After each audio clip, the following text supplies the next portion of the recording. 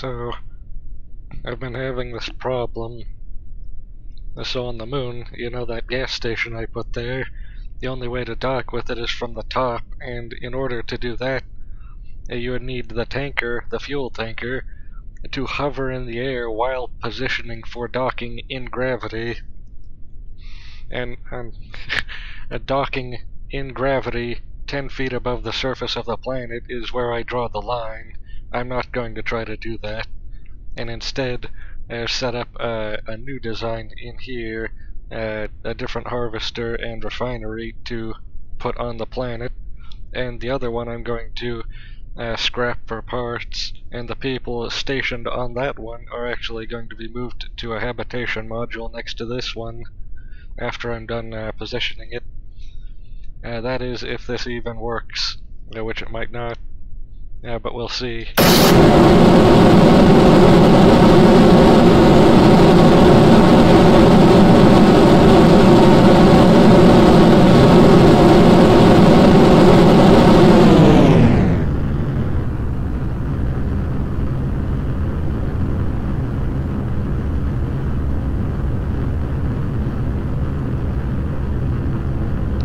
While we're ascending, the tanker I'm planning on making is going to be partially a rover and also partially a lander, and so it's going to need to be like a space plane or a shuttle, but different. We'll see more about that later. Need to make sure this doesn't list too badly in any direction.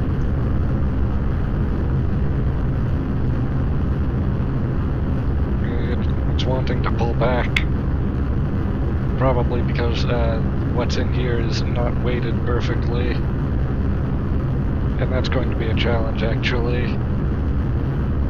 The way I designed this, the center of mass isn't perfectly behind the primary thruster, which I prefer it to be.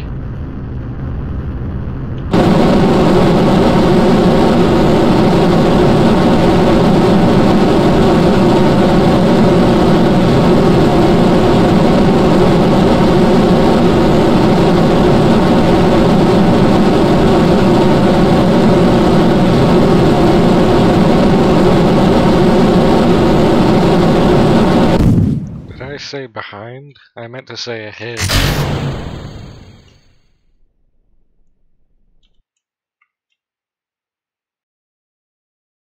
So, the hardest part of this is getting into Kerbin, or out of Kerbin atmosphere and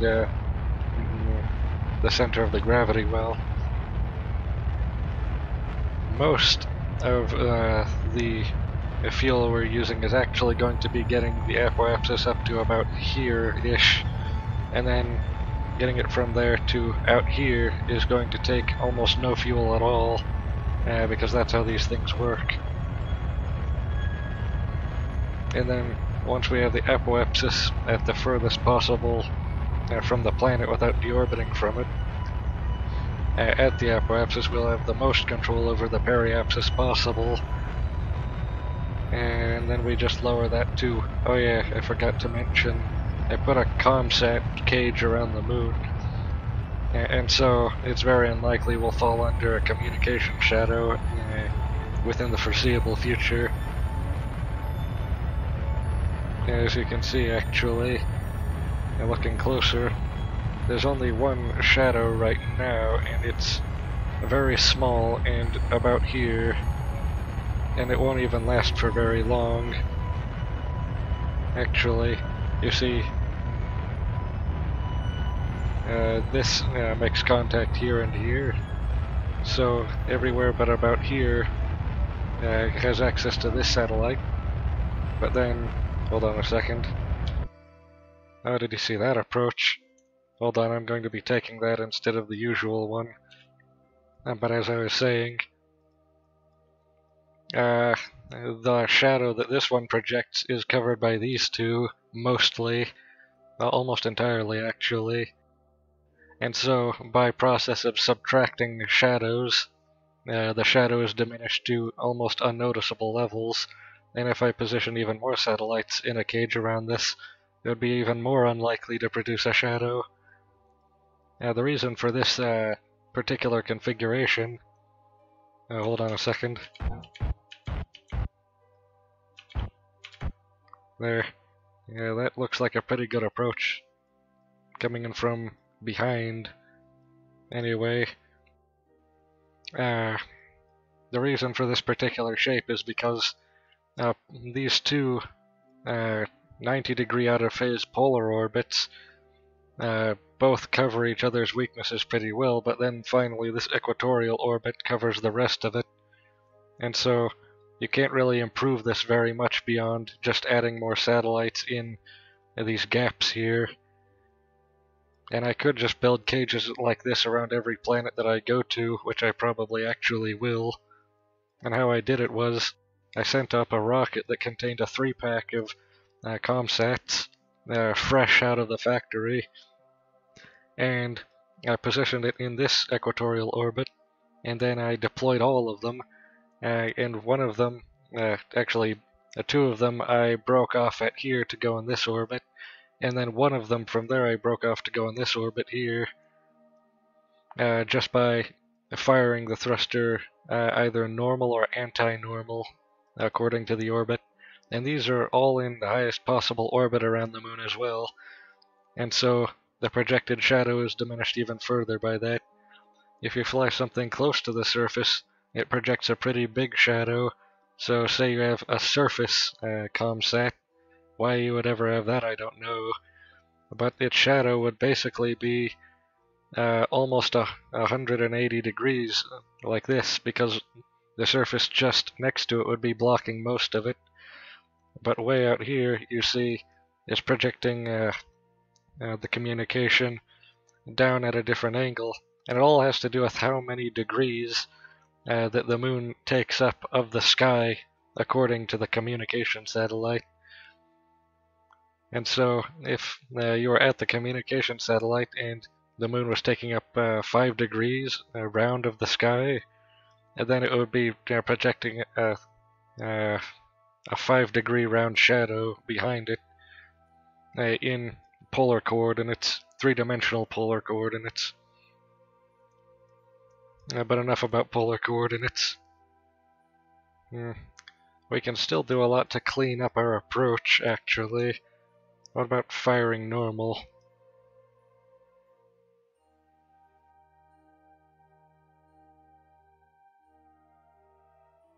Or is this even the right one? It should be. If it's the wrong one, we're going to make it even worse by accident. Or wait.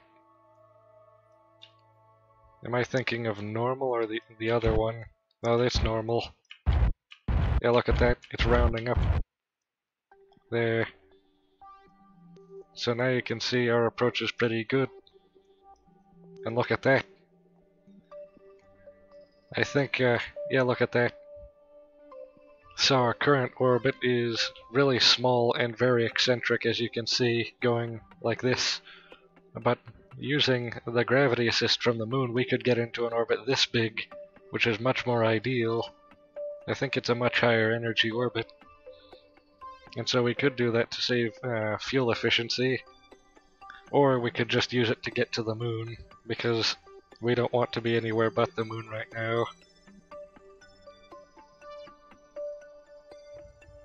Also, another interesting detail, making burns at the periapsis is much more efficient for changing the position of the apoapsis than making burns midway up or down.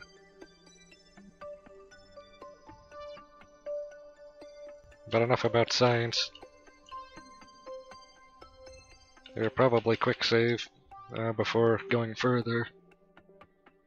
Actually, do we even need this fairing closed anymore? Yeah, I think it's good for keeping everything inside stable at least. Now look at that. So we're going to be making a burn at the periapsis here.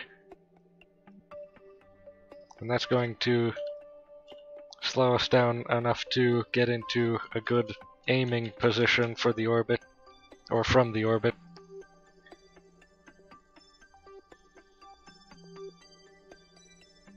And our target is right here where the other gas station already is. And we're going to be replacing this with this one over here.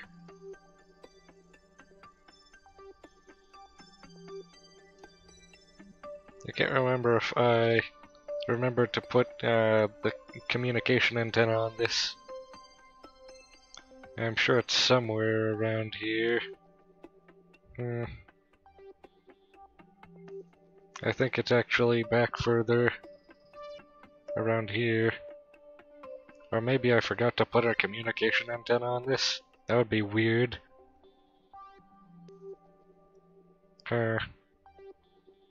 Well, either way, it's not a probe, so we don't need to worry about it. If we were carrying science, maybe, but we're not doing any science with this. This is purely commercial. Yes, the power of commerce.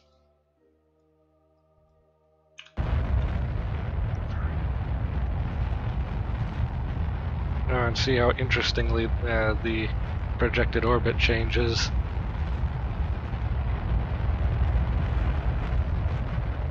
So we're going to get low into a low energy orbit, and once we're above where we want to replace this thing, we can just make a small burn to get down to the surface.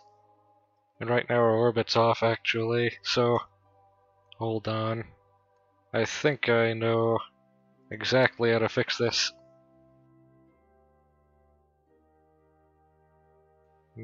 Not normal, anti-normal this time.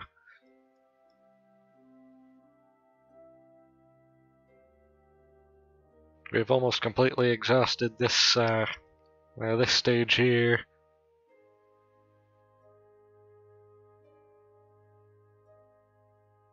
So we want to bring the orbit just above this. But we don't care about very much else because we're going to be landing. No, that's not it. How about a radial in? Will that change it at all? Probably, but not in the way we would prefer, likely. We might actually need to be in a slightly different orbit in order to do this. No. I think we're going to need to be right here in order to change it the way we want to. And then we can just burn normal in order to normalize our orbit.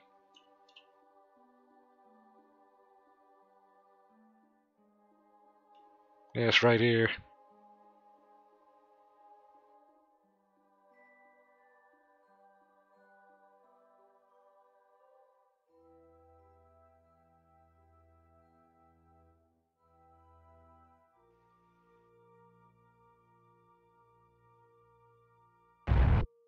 Yes, this is better.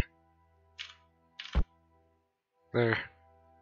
That's about as accurate as I'm going to be bothering to get. So now, we just need to get just about right above there, and then retrograde burn until we get to the surface. And then I can land this special new thing I've made. Ah, it's dark. We're on the night side of the planet right now.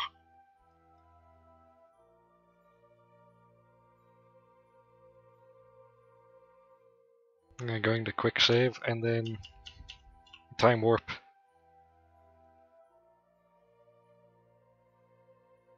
Fortunately, I think we'll be arriving at just about dawn. Or maybe dusk. Hopefully not dusk. Actually, it looks like we will be arriving at dusk. Lunar dusk. Oh, look at how fast we're traveling too. We're going to need to do this quickly.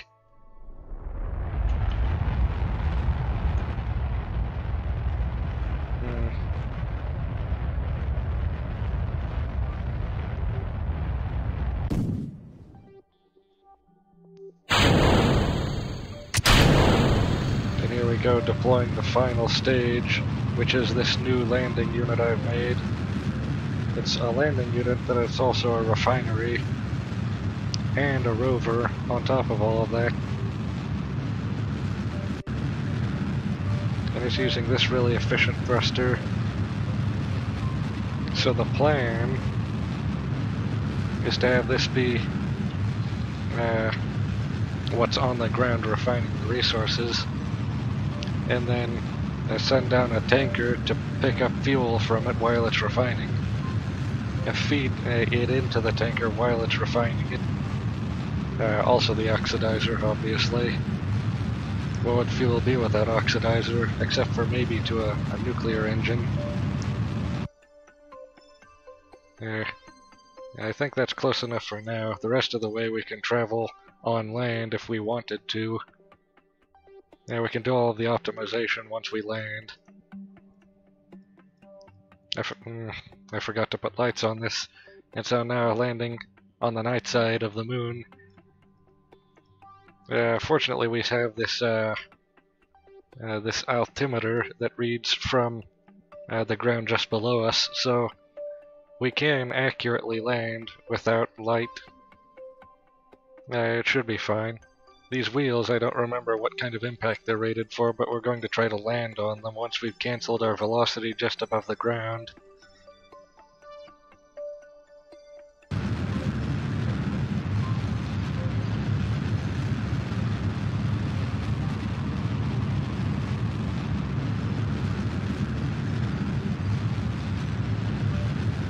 There we go.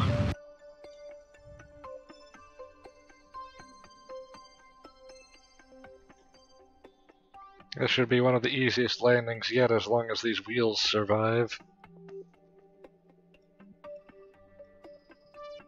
Yeah, we're not even accelerating that badly.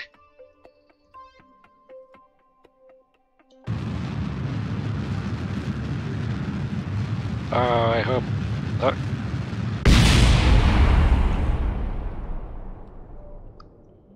Oh, look at that. The only thing we lost was the thruster, and we didn't even need it, because we don't plan on taking this off the planet anytime soon. Mission accomplished.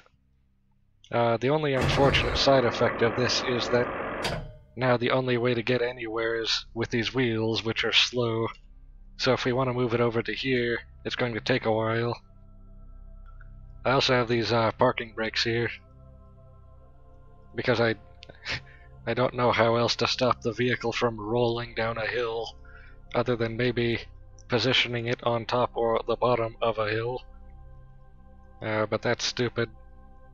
Anyway, let's actually leave this right here and take a look at the data for the moon's ore deposits to see if this is a good spot. Also, I'm going to need to name this after I'm done looking at this.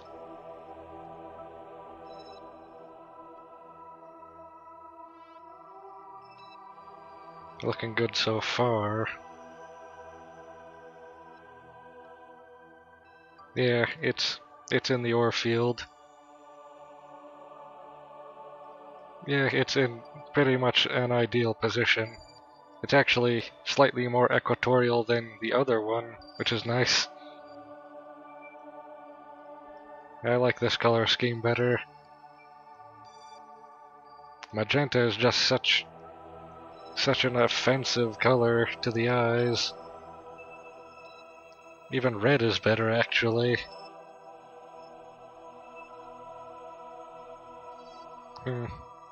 Green is my favorite so far, though. But that's enough about colors.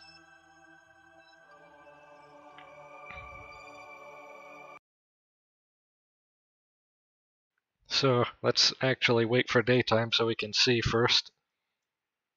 Actually, before that, we need to rename this to something good.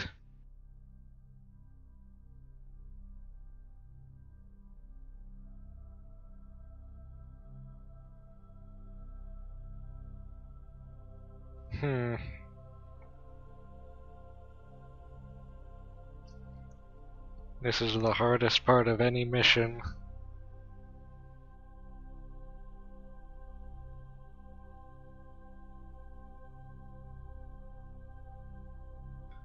the business name that I have for this campaign is StarCorp. So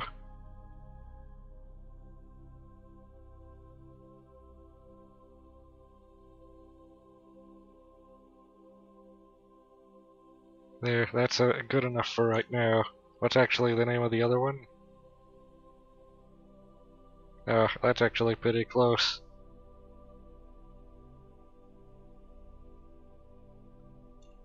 Who even uses £sign for anything anymore?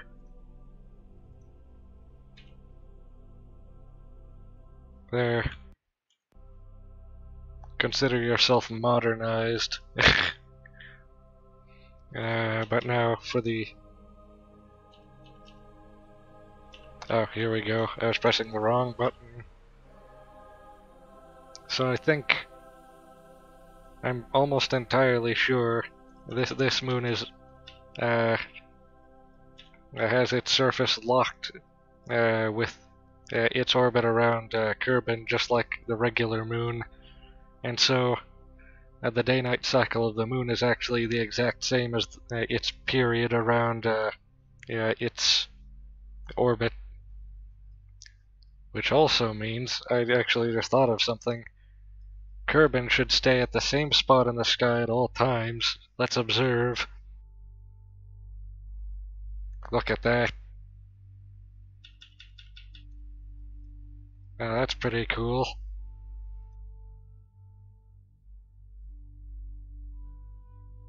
Now to deploy everything.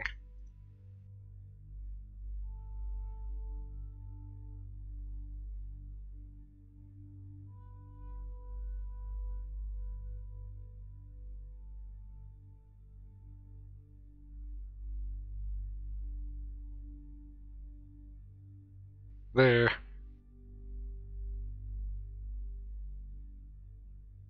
It's ready to start refining. Actually, it can begin right now. So let's save first, before anything.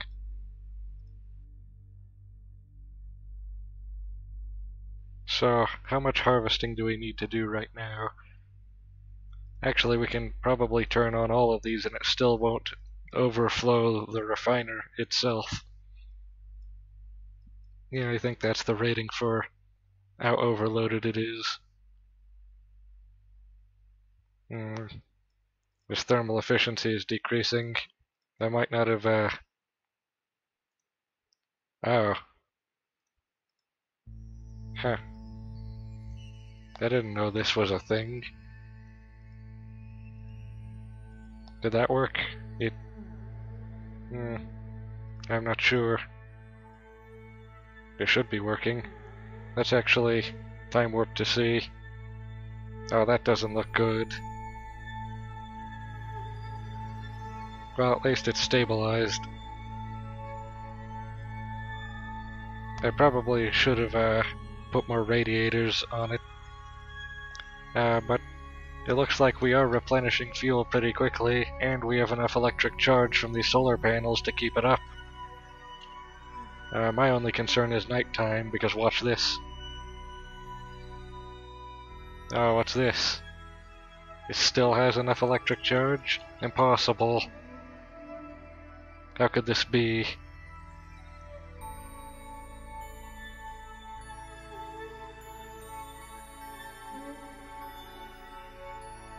I know what I can do though. I can dock a module, probably right here, that has radiators on it to increase the efficiency of the refinery.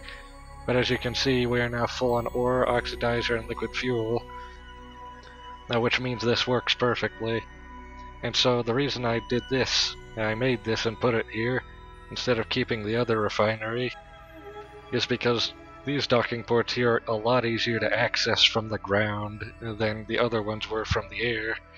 All you need to do here is drive something up to it, and docking is just as easy as positioning on a 2D plane, with gravity not even being a factor anymore. So it's actually even easier than docking in orbit. So that's already pretty nice. This, however, is still going to have that problem of the other one. Unless we could figure out some kind of walker that could climb up on top and dock. That would be way more complicated than it needs to, though. How long does it take for these to cool down? Looks like forever.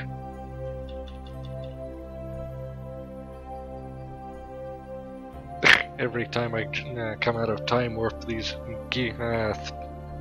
landing gears suddenly realize that they exist because they forgot somehow. I'm surprised how well this worked, even with the really bad landing that I didn't do very well with.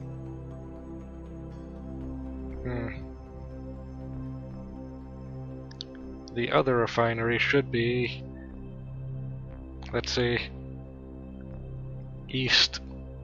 And where is east? It's either that way or the other way. So for the moon, it looks like the sun does in fact rise in the east. And so the other refinery is that way.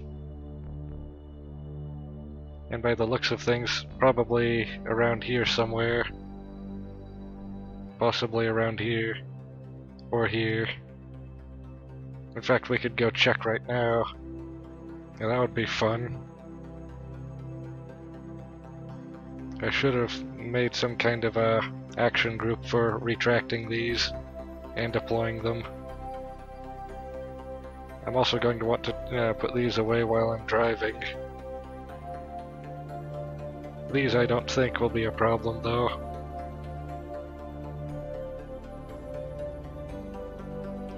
Quick saving just in case.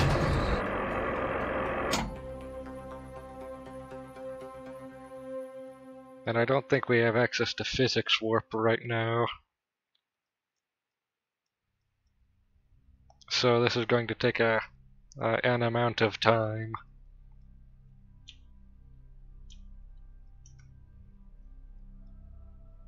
As you can see.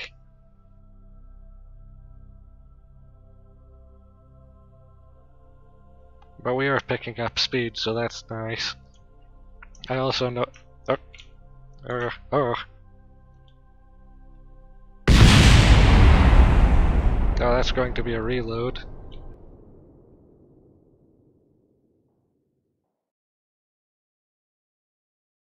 Yeah. So, I'm actually going to retract those.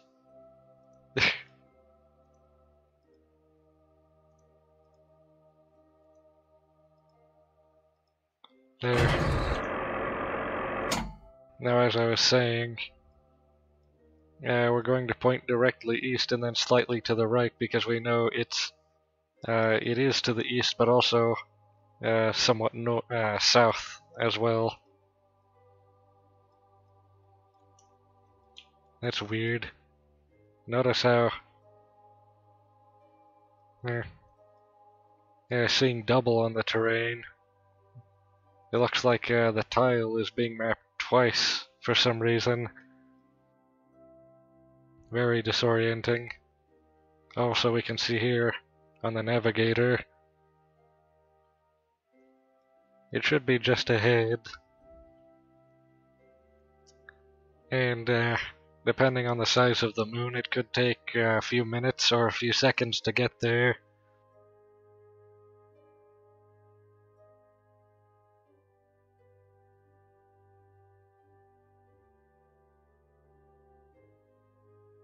The real danger, though, is traveling too fast.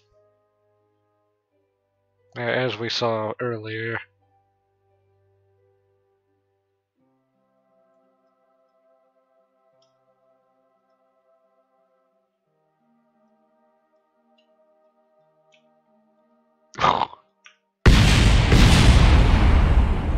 We lost a drill. And something else.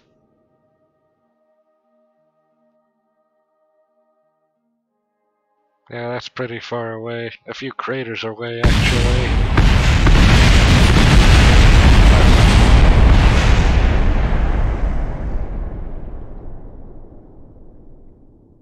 We could conceivably drive there, but it would take too long to be practical. It would have been easier to use the thruster we landed with.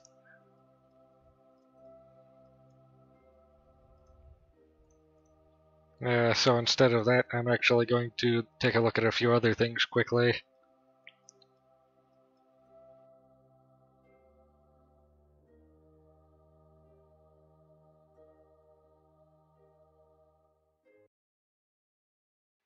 So first we can take a look at, a closer look at the cage I built around the moon. They're made of 3 of these things here, you know, the normal things that I put in orbit earlier, and it took about that much xenon for each of them to get into the correct orbit. So these could actually be repositioned at any time, and for a number of times actually. And another thing I also did was with the Shell of Space 9.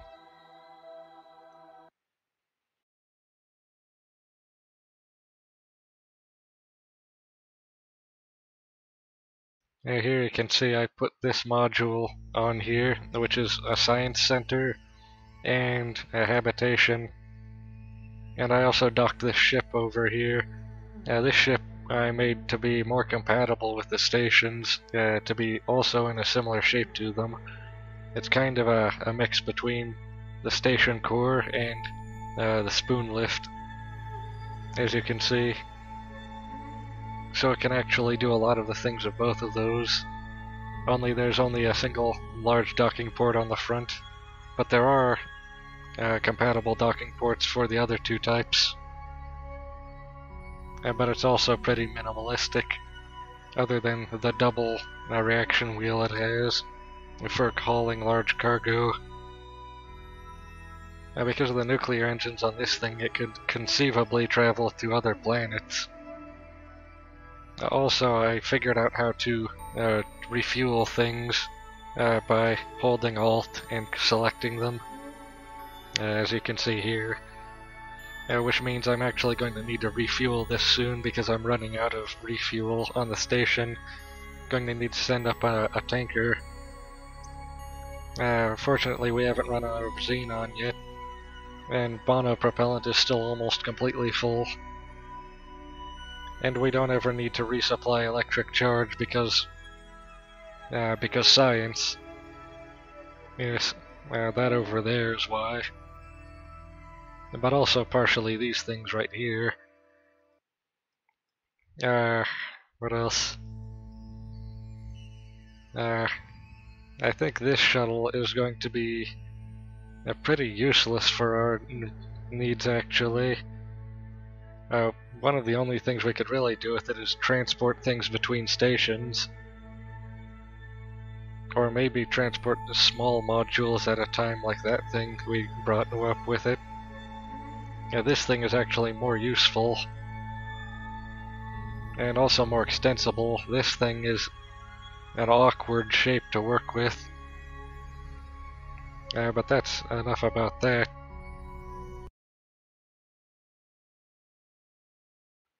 Within the plans for right now, we want to make the tanker for the moon and refuel the clockwise station, which is here, with fuel from our new fuel depot right here. In order to do that, I'm going to design a tanker to do it. As you can see, the communication sort of cage I built is working pretty well. Communication to the Mooner is coming from both of these satellites at the same time. Oh yeah, and the rest of the shadows are also covered by direct access to Kerbin and these other satellites here. And so I think this cage was kind of overkill. Another plan is also, we haven't put anything on Minmus yet, so we're going to need to make a starting lander and put it here, as well as a gas station there, and a orbital station as well, and probably another communication cage like this one. And then after that we can move to Eve and Duna. I've already set up a preliminary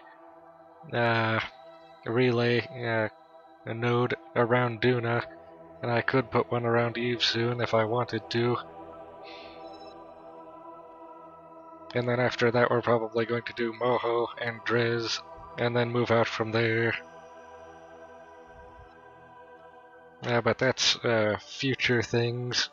Right now we can focus on the near field.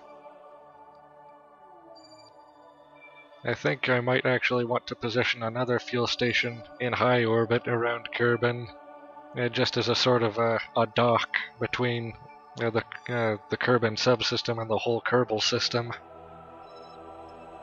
But that's for later.